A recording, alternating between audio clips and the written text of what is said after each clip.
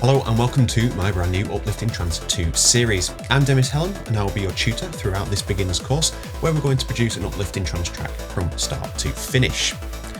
This video offers valuable information from select episodes in the series, including the breakdown and the build episodes specifically.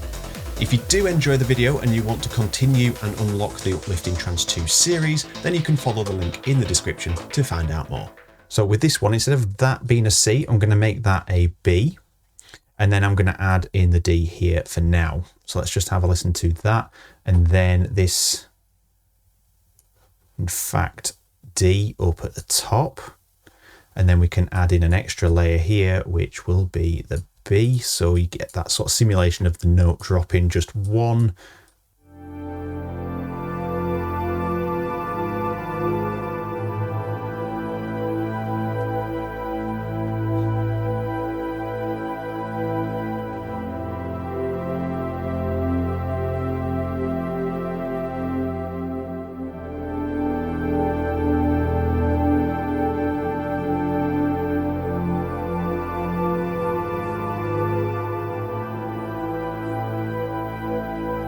Okay, so the chord is identical at that point, so maybe, just maybe, we start with an F there, which doesn't sound right, so maybe with an E here.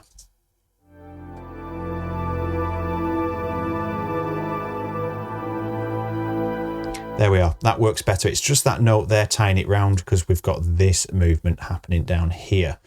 It's not perfect. I might even drop these two just one octave. In fact, we've already got that in there. So maybe, just maybe, like if we just copy and delete those, maybe that D position there is all we need.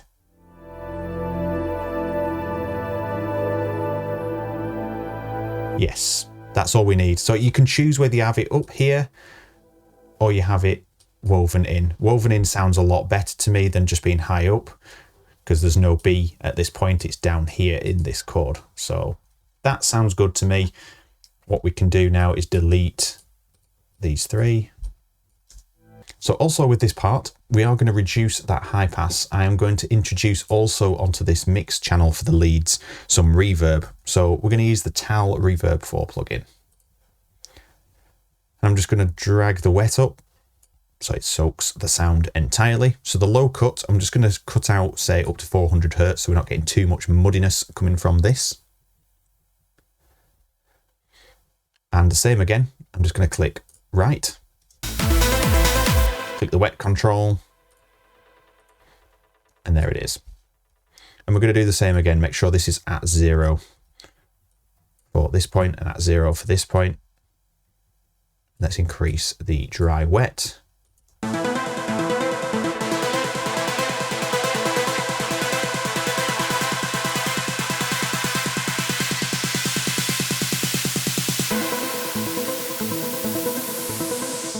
Increase that size.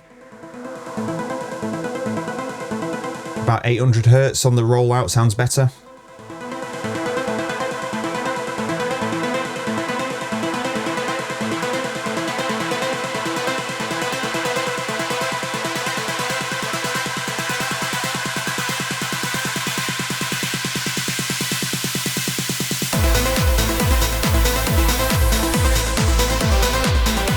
Okay, so it's starting to sound better. It's still quite vanilla, but that is a much better start. So you can see creatively using reverb and a high pass, we can get quite a nice effect. It helps us disconnect. So let's maybe not have it too high on there.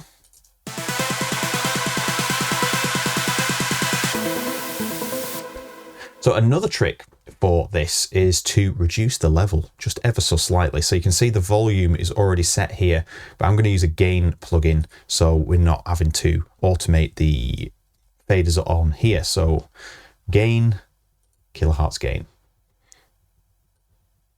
And what I'm going to do is automate this. So read, write, play. You can see it's drawn our points in here at 0 dB. So I'm going to draw 2 points here. So now this is just controlling our level. Now, if you do this on your volume for your mixer, so if we was to jump over to our mixer view. Here's the main lead bus. If we was to automate this fader up and down, that sort of stops our ability in the mixing process later on, because we can't move the fader because it'll snap back to where the automation is set. So doing it in a separate gain plugin like we've done here is going to give you more control, and then you can obviously fade this in and out and balance it up when it comes to the mixing stage. Okay, so from here to here, now we need to zoom into this one indefinitely because we are doing slight adjustments. So I'm going to make this quite large. And you can see here on that little white box that's appeared, you can see it's at 0 dB at the moment. And if I drag it down, you can see it's reducing the volume or increasing the volume. So we want to drag the gain down, and let's just say just shy of 2 dB, 1.8, and just have a listen to how this affects it. So you won't notice this gradual decrease. We do because we can see it, but when you're just listening to it, you wouldn't notice.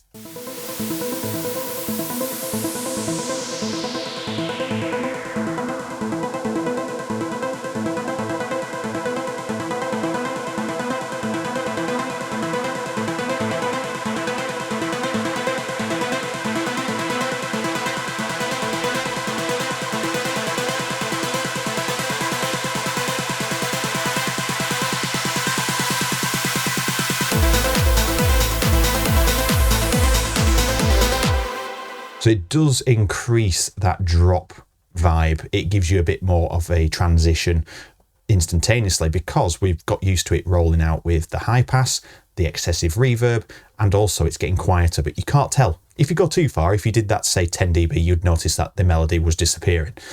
So the first thing I'm going to do is have this pads mix here sort of controlling everything like we've done with all the rest of them, but I'm going to look at them individually and just see what is happening. So the first pad.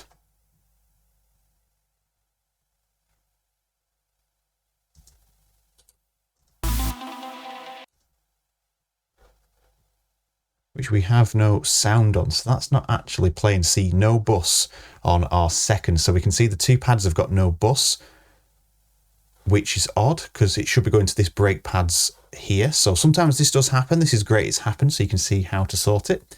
I'm going to send it back to break pads here, and the bass is still going there, so that's fine. And just back on the main page, it's just the naming's a bit weird, so I'm just going to call it pad mix because that's the only place really the pads are going to appear unless we decide to put some in the drop. So we should get now, if I just solo the pad mix as well. There we are.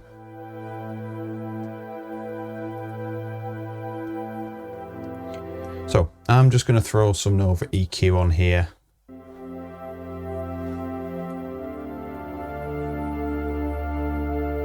It's quite well controlled, but I just want to control sort of this lower section here. So I'm just going to make a shelf on this.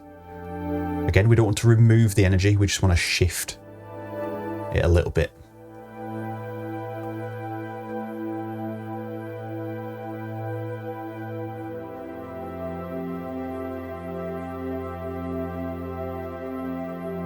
So I'm pretty happy with that. Let's just have a look at its level in the mix.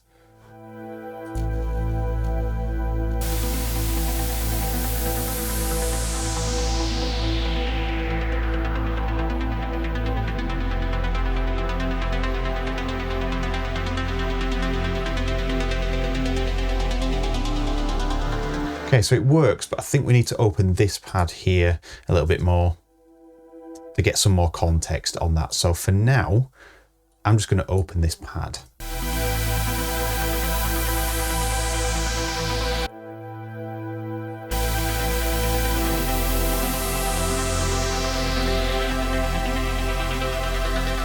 So it just adds a little bit of texture to it, but it's very quiet. So back here,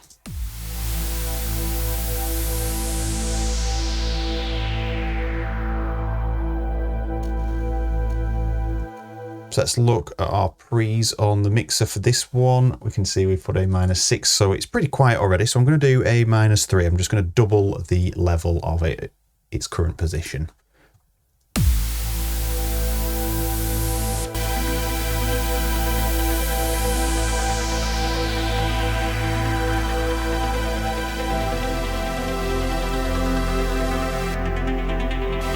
got more presence now. That works much better.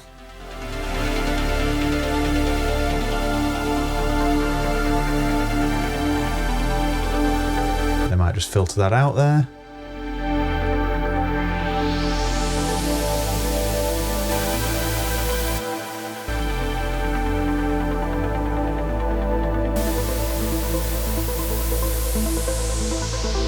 So in this section, this particular pad, this Anjuna pad, doesn't work as effectively at producing a lot of weight in there.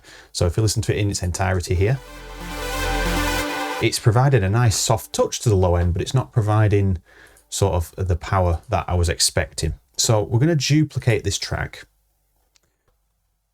And you can see this is how the preset is built, and we can see it's got 7, 7 and 6 voices, but the detunes are relatively low. So for now, let's just bypass the filter by turning this up. So I'm going to increase the detune here, and you can see this is controlled by macro 4. So but you can see it's actually removing the detune. So I'm going to increase this, let's just say to 18 or 19. Same with this one. And I'm going to reduce this to 0.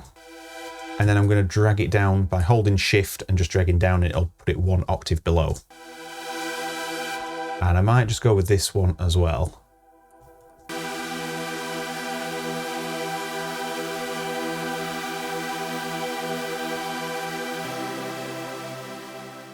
So there we are, that is the end of this free episode here on YouTube. If you want to follow the series in its entirety and get access to the resources and the presets used, then you can follow the link in the description to check out the Uplifting Trance 2 course that is brand new to Born to Produce. So thank you very much for watching. I've been Demis Hellen, and I will see you over there.